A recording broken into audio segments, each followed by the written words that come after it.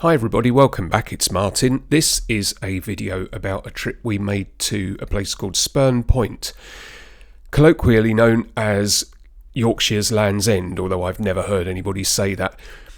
We wanted to go there because I've got family in Cleethorpes and we walk along the Cleethorpes seafront, and this place looks tantalisingly close. It's just across the Humber Estuary, and it is a 4-mile long gravel and sand spit. And we thought we'd go along for sunrise, but we also read that when the tide is high, you cannot get onto the spit. The tide completely covers the sandbank. Now, I don't believe that's true. Having now been there, I cannot see any way that that's true. It would have to be an incredibly high tide. But anyway, you head across through East Riding, past Hull, and you keep going to this largely uninhabited, sparse area of outstanding natural beauty, and you end up at that car park and you're on this nature reserve. Now, I'd forgotten, but earlier this year there was this horrific accident between, I believe, an oil tanker and a cargo ship just off the coast, I think just up the way by Withensea, and I did wonder whether we would be faced with kind of black sand and oil spills and that kind of thing, but there really isn't anything. I don't know what the cleanup process was or if the burn up took up all the oil. I really don't know, but there was no sign of that accident at all. This really is a largely unspoiled, absolutely stunning part of the country. Now, as you just saw, the parking was £5 for the day. You get your ticket from the visitors centre, which is kind of straight ahead in that building you can see there. It's open, I think, from 10 till 4 most days, certainly the day we were there. And we were there about 7 a.m, so we obviously couldn't buy a ticket. I think there's a QR code and you can log on and do it. But we decided to get coffee and cake when we got back, as any good walk finishes, and we bought the parking ticket with our cake and coffee. So the road ends fairly quickly and you find yourself on this path, and this is where the area of land, the Spurn, is at its thinnest, and this is looking inland. This is looking towards Hull and then over towards Grimsby, and you can see it's an enormous expanse of water, and that's the lighthouse toward the end of the Spurn. Now, slightly out of sync here, but this is the start of the road, and you can see this truck, and you can actually purchase sort of trips on the truck to the end of the Spurn. Now, I would say if you find walking in any way difficult, if walking a long distance, or especially if it's not paved, because most of this, as you can see here, is on sand or on the beach, and it's quite difficult to walk on. So I'd say that the paying for the trip in the truck is probably well worth it, because it means that you can get down there much easier. And then when the path runs out, you are walking along the beach. It's a stupid thing to say, but there are two sides to the Spurn, but really you are limited to walking along this side. The other side is fenced off. I don't know why. I assume they're protecting it for some reason, but you're walking along this absolutely gorgeous beach and you can see how thin it is, but at the same time you can see clearly here where the line, the tide mark is. I really don't think a high tide would cover the entirety of this part of the Spurn, which is the bit that Google says at high tide you can't make it across. But it is strange how the start of the Spurn is the thinnest point. From here on, it actually kind of widens out and becomes more permanent, you could say. But the start really is very narrow and it is very soft sand. But it's really pretty to walk along, and you've got these queues of cargo ships waiting to enter Grimsby docks. Now, I want to say at the end of the beach, it really isn't the end of the beach, but when the tide is high, it kind of feels like the end of the beach, and I wouldn't say you're forced up, but you feel like you are obliged to suddenly find yourself on this path, which looks to have been the old railway line. And yes, there is a railway line that runs right from the start, and apparently it runs from further up the coast all the way down to the far end of the Spurn. It was a military railway. It's never been a passenger railway line. It was built entirely for the military between World War I and World War II to bring in military supplies to the far end of the Spurn, which was a gunnery post, a defence mechanism against Germans And it's also quite significant for the RAF with a radar station. And this is where you start to get a better view for exactly where you are going. And it's surprising just how much there is at the end of this spurn. This is the original lighthouse. I've no idea what this pier is for. I assume it was where ships docked with supplies during the war. And then as we pan back, here is the modern day lighthouse. And as I say, there is this path that goes all the way down to the end of the spurn, and I assume it used to be the railway line. It's really interesting how, apparently, when you read up on it, it's storms have shifted the sands. So the railway line on several occasions looks as though it's simply going into the sea, but it's just because the line has been shifted during these storms. Now, the first sign of the history of this part of Yorkshire that you come across is this signalling station. As you can see, there's not an enormous amount left, except for the fact that I assume it was built into the sand dune.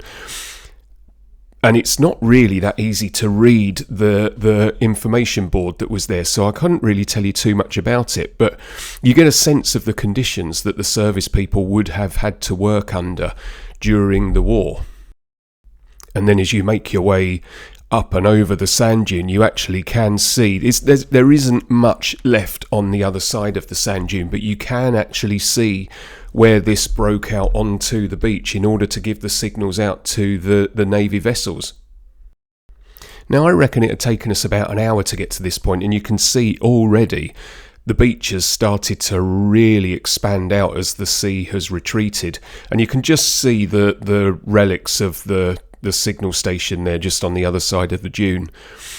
And then suddenly, out of the blue, when you start walking back further towards the end of the spurn, you come across this little fella. Now, I'm afraid I can't give you any rhyme or reason as to why this is here. I thought it was very pretty, but I couldn't tell you what on earth it was, what the purpose was. I assume it's just an artist's installation. This was the base of a store depot, and again, we start to see, and again, there's the lighthouse. As you walk across, you suddenly realise that there are more train tracks, so this clearly was a depot for where the trains were coming down and bringing the supplies. Now, this building is obviously long gone, other than the foundations which we see here, but there were clearly more than one line as trains were coming in and out. So the lighthouse itself was open to visitors, or is open to visitors. There's an information board here, and just beside it there is also some information about that says that the lighthouse is open, and it says it's open today, and gives you some prices and things, but we didn't see any sign of anybody. Now, it may be that we were too early. It may be that, as I say, we were there at 7 o'clock, so by now it's 8, half 8. But there wasn't any sign of anybody opening up or allowing visitors in. I love a lighthouse. I don't know why, but I really love lighthouses. I'm sure they're probably all pretty well the same, but they fascinate me. What I did notice about this, and I can tell you it is a lighthouse, it is a working lighthouse. We have seen the light from the other side of the Humber, but I couldn't see any sign of a light bulb in there. I assume it's some new fancy technology, maybe LED or something, I don't know, somebody will know. But I couldn't quite see any sign of any light or any mechanism in there. As you can see, conditions, I'm trying to remember when this was. It was early September that we filmed this, and conditions were absolutely glorious. It was a beautiful day.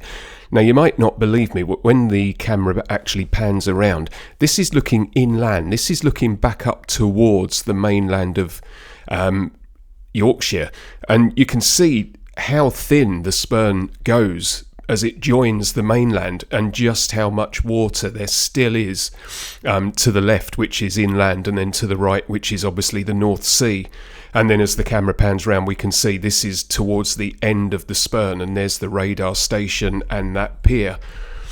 And when you make your way down to the pier, this beach is unbelievable. I mean, it's totally unspoilt. The only litter on there is kind of flotsam, if that's the right word. It is trees, and I mean trees. I don't just mean branches or bits of wood. It is trees, but the sand itself is some of the most perfect sand I've ever had the pleasure of walking on.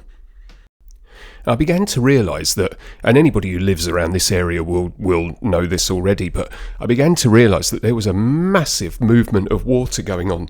You can see here, this line is water trying to escape the Humber. The water level was going down before your eyes. It's sandbanks and shallow waters. You can see why the boats queue up to go into Grimsby. They cannot sail this estuary at any time. They have to go in when the tide is at its highest. And you can see here just the sheer volume of water. It was kind of creating this torrent across this sandbank. And this is where my recording goes a little bit astray. Anybody who flies a drone will know there are times when you get a warning. There are times when it says you're possibly not supposed to fly here, like near airports and that kind of thing. I thought I was safe here, but I did get a warning that I had to take responsibility. And I think it's because of the radar station.